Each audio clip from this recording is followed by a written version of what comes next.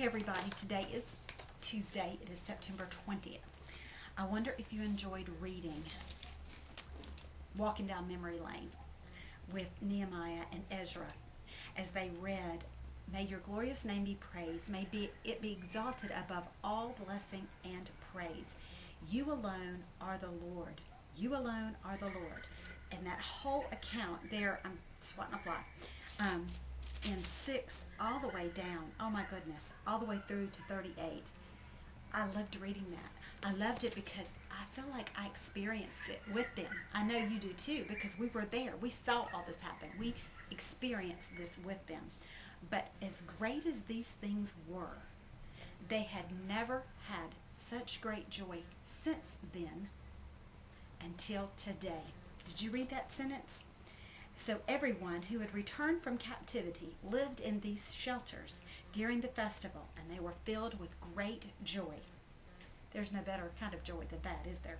The Israelites had not celebrated like this since the days of Joshua, son of Nun. Do you remember Joshua? I believe we read him maybe somewhere like back in here a long time ago.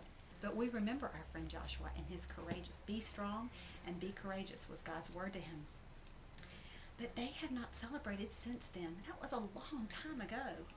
I wonder, has it been a long time for you since you've celebrated what God has done in your life, or what God is doing in your life, and your obedience to Him?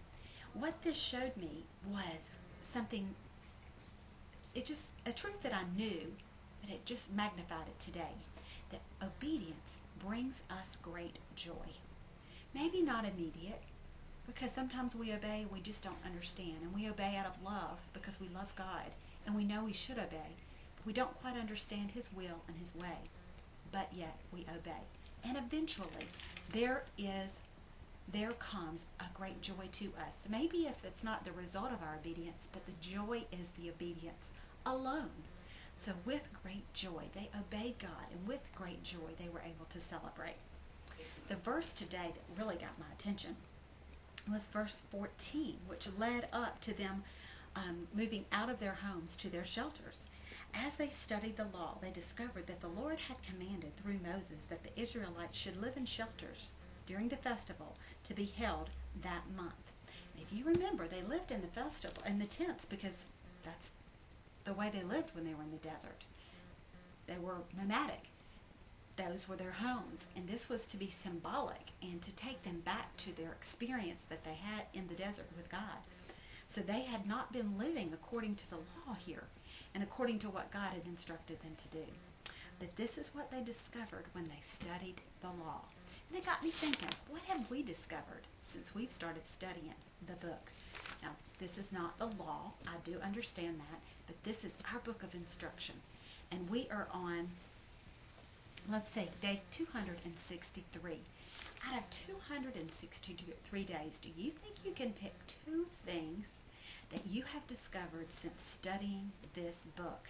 The 2 that impacted me the most, that I could think of right away, were I listed there on the website, on my post today. The inspiration for Different Starts Today is 1 Samuel 1:7. That was very pivotal.